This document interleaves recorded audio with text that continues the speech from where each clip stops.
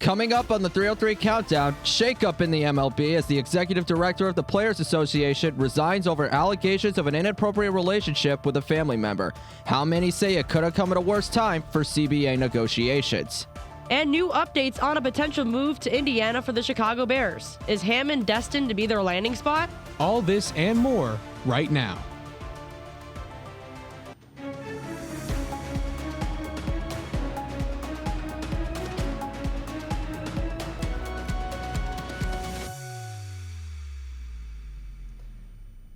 Good afternoon, ladies and gentlemen. Welcome to the first episode of the 303 Countdown. We are so happy you could join us today. I'm Collin O'Callaghan. I'm Ryan Hinske. And I'm Sarah Galla. Big news for the United States as Alyssa Liu won gold in figure skating at the Olympics for free skate. It was one impressive performance as she landed a triple flip to open up her skates. After that performance, she earned 150.20 points. In total, she finished with 226.79 points. Outside of the Olympics, she skated to a Donna Summer song last March, where she also won the World Championship. At 13, Alyssa was the youngest woman in the United States history to win the national championship. Congratulations on this gold medal. Time to celebrate.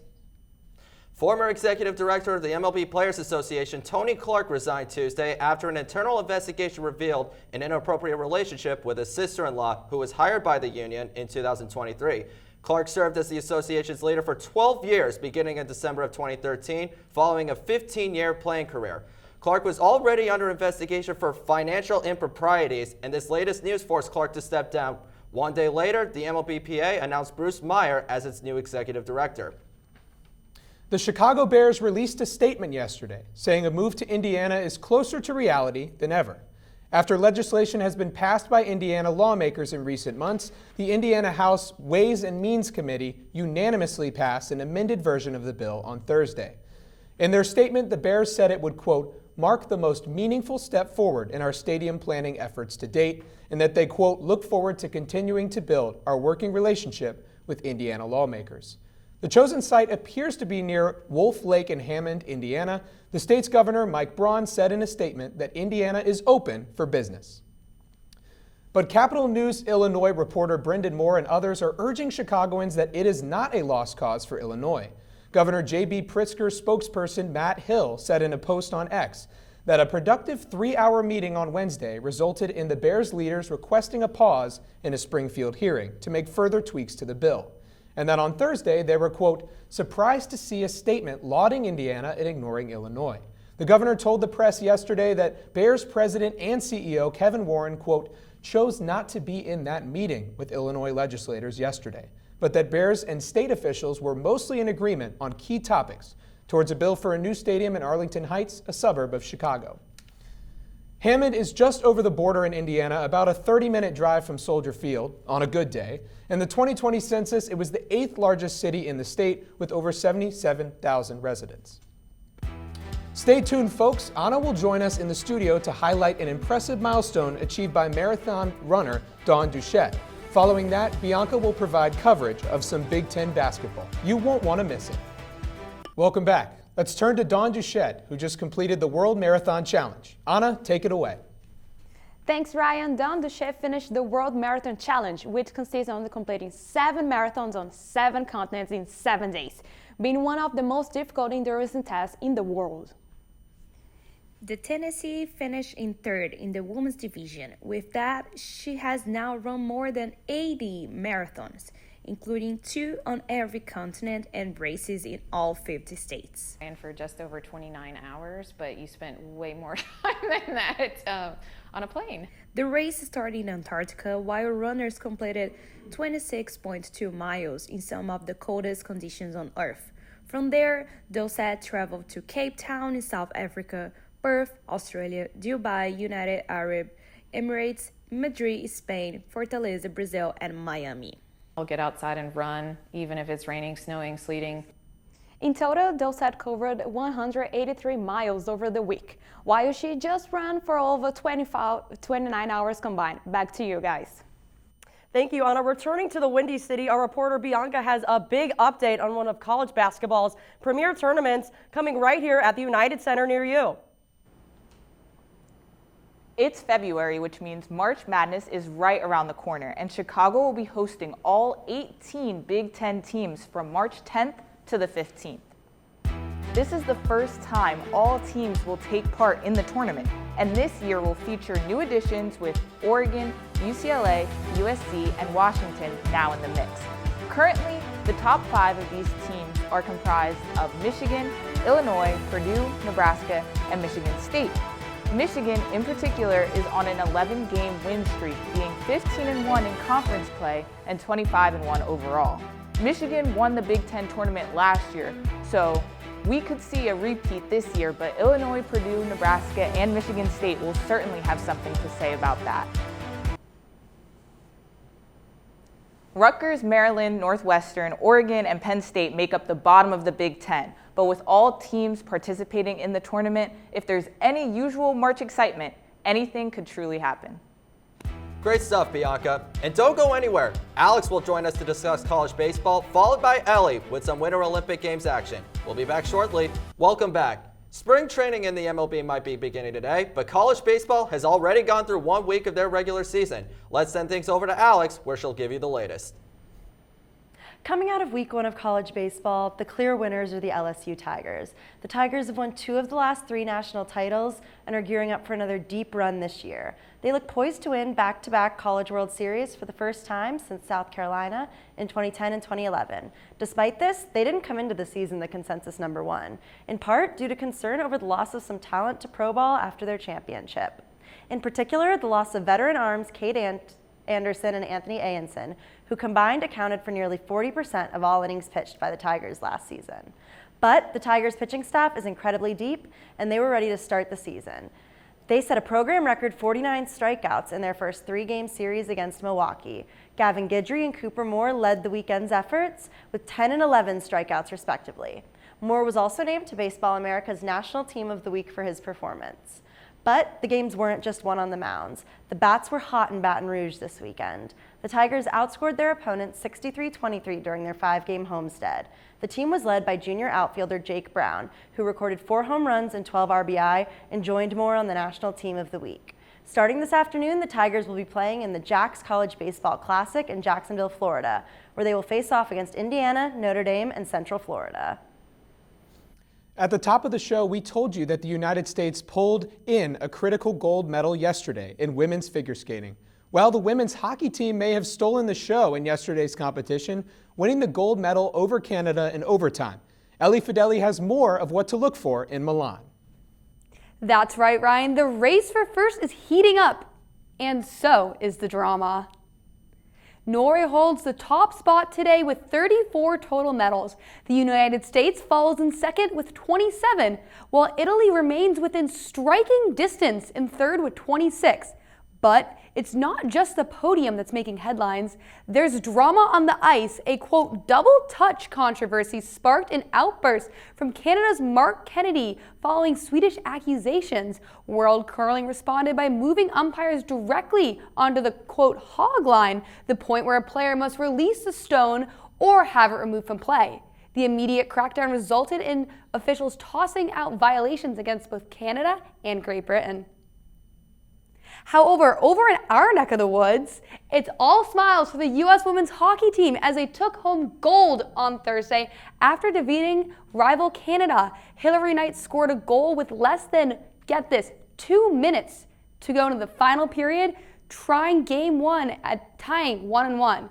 In overtime, defender Morgan Keller scored a decisive breakaway goal to seal the deal for the red, white, and blue. After a quick break, my fellow anchors and I will share our thoughts whether the NBA All-Star Game improved this year. Following that, we'll discuss what might happen to the Chicago Bears fans if the team relocates to Indiana.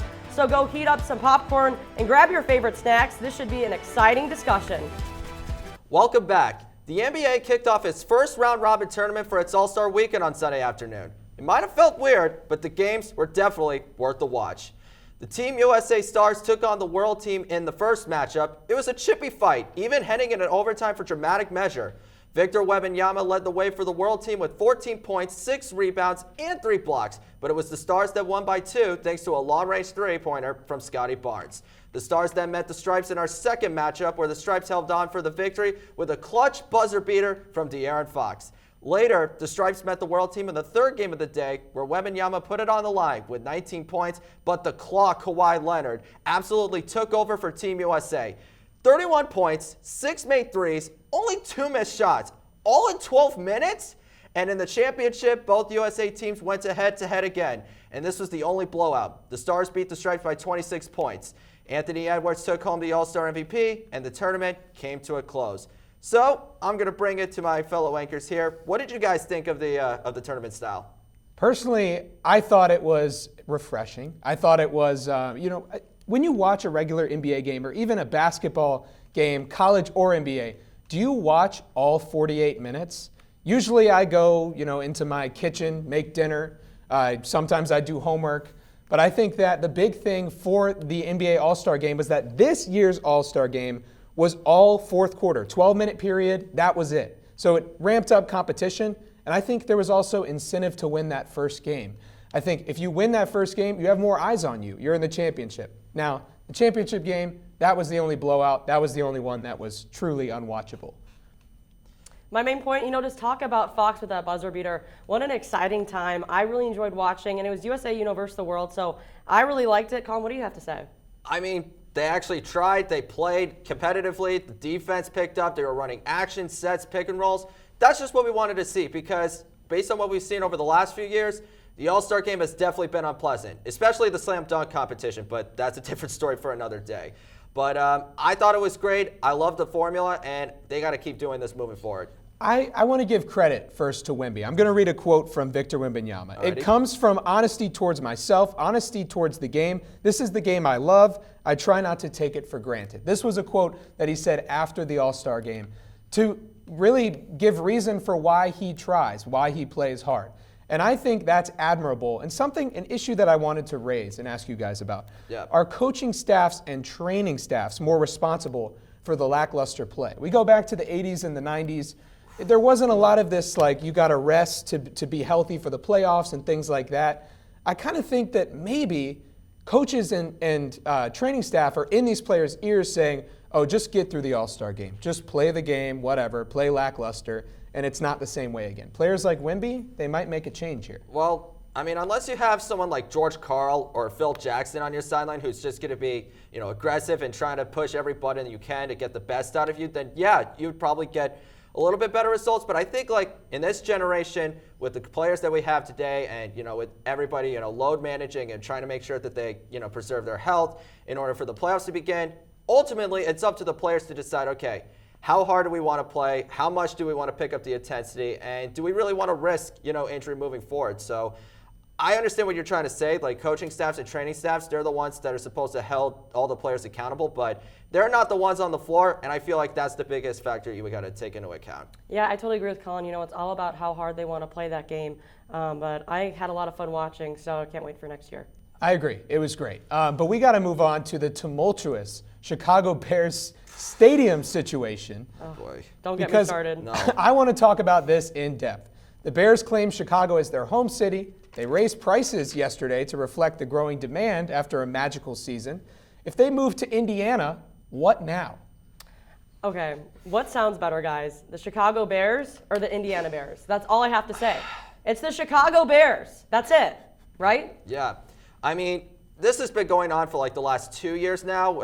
Arlington Heights, that's not working. Indiana, that's definitely coming into play. I mean, even Iowa, they're trying to pass a bill that's, trying to get the Bears over. So if I'm J.B. Pritzker or Brandon Johnson, I am just calling any person I can to make sure that any of these deals do not happen, that they don't leave Chicago, that they don't leave Illinois, because it would be an absolute travesty to not just the entire state, but to the NFL and to really sports in general, because they're one of the most historic franchises ever. I think it's all about leverage, and the Bears have all of it. I mean, they go to Indiana, they go to Chicago, and the Indiana lawmakers originally said they would not pass a bill until the Bears fully committed. They've changed that stance, and now CEO and President Kevin Warren is not approaching the bargaining table, not even showing up at the bargaining table in Springfield. I think it's a pressure move, and I think it's all business. But is that fair to the fans of Chicago, guys? No. Actually, I did some reporting at Soldier Field last week, and I talked to some people walking by Soldier Field, and they're not even Bears fans, but they're very upset that they're moving. So I'm a fan of the Bears, so I'm very upset about this move. I mean, I was doing some reporting last week too, and I, met someone who lived in Indiana but moved to Chicago. He doesn't want the Bears in Indiana, and he's from there, and he's still saying if they left Chicago, that it would be an absolute disgrace, it would be an absolute travesty, and I think that, yeah, politics do come into play because money's involved and they need a new stadium, but get something done. Like, figure it out. There's also already another Indiana team. Right? Yeah. I mean, we have the Indianapolis Colts. I mean, the argument is that it is still technically the suburbs of Chicago. It's right over the border, but it's past the Calumet River. That's the border. No. And to say that you're a Chicago team that's not actually in Chicago, I think that's a problem. I think it's a pressure campaign. And I think Chicago Bears fans are going to start scratching their heads and saying, why isn't this team interested in staying? Or they might say, why isn't Illinois interested in keeping the Bears? Yeah. Well, staying in Chicago, both Northwestern men's basketball team are deep in the Big Ten Conference play. The Northwestern men's basketball team is coming off a win against the Maryland Terrapins, 78-74. The Cats' 5-game losing streak finally came to an end. Head coach Collin said, quote, "The story of the game was our guys' will to win. Senior forward Nick Martinelli and junior guard Jordan Clayton combined for a grand number of 49 points. The team will hit the road for the Indiana Hoosiers in Bloomington next week. And keeping it on the court, the women's basketball team is coming off a recent loss to the Michigan State Spartans. The next game is against the Fighting Illini this Sunday. For both teams, they're nearing the end of regular season play, but we do have some fun games ahead of us. So with that being said, guys, with the men's and women's team nearing an end, how do you think what they can do to finish the season strong? Well, I think, at this point, only 2 wins for the women's team, 3 for the men's. You just got to stay together. You got to make sure that the locker room stays intact. And really, you got to make sure, okay, how much do we want to keep playing for each other, and how much are we going to fight on the court? Because you might automatically qualify for Big Ten tournament play, but anything is possible. So it really comes down to cohesiveness, chemistry, and figuring out what you're going to do for the person right next to you. It's a hard league to play in, the Big Ten. There's 18 teams now, let's not forget. It's hard to stay afloat in this conference. And Northwestern, unfortunately, it's a far cry from the Boo Buie team that we saw a few years ago that made that magical run to the tournament. It's just not that team. And I want to look at some numbers here. 255 out of 364 teams in tempo, the men's basketball team is. That's pretty slow, but also the non-con strength of schedule is in the bottom half. They've only played a few non-con Power 5 opponents. That's South Carolina, Butler, Oklahoma State, DePaul, and Virginia. And I just don't think that strength of schedule is going to prepare you for this conference that, as we've seen, is probably the best in college basketball. Yeah. Yeah, to me, I think you're supposed to play your best basketball nearing the end of the season. So I'm excited. How far do you think that the men's team will go in the Big Ten tournament? I don't know. Probably not too far because you got 6 teams that are ranked. So, yeah, I'm not sure. I just don't see them getting past the first round. I think it's first round and that's it. Yeah, I mean, they're going to have to play a high-up team, and there are 6 ranked Big Ten teams right now. So if they cross one of them, it's not going to be good. Well, we've talked about the wide world of sports today. Controversies, victories, and the Bears, of course. The 303 Countdown is here for all of it, starting today. And that's all for the time we have for 303 Countdown. Thanks for joining us for our first broadcast. I'm Sarah Galla. I'm Collin O'Callahan. And I'm Ryan Hinske. We'll see you next week.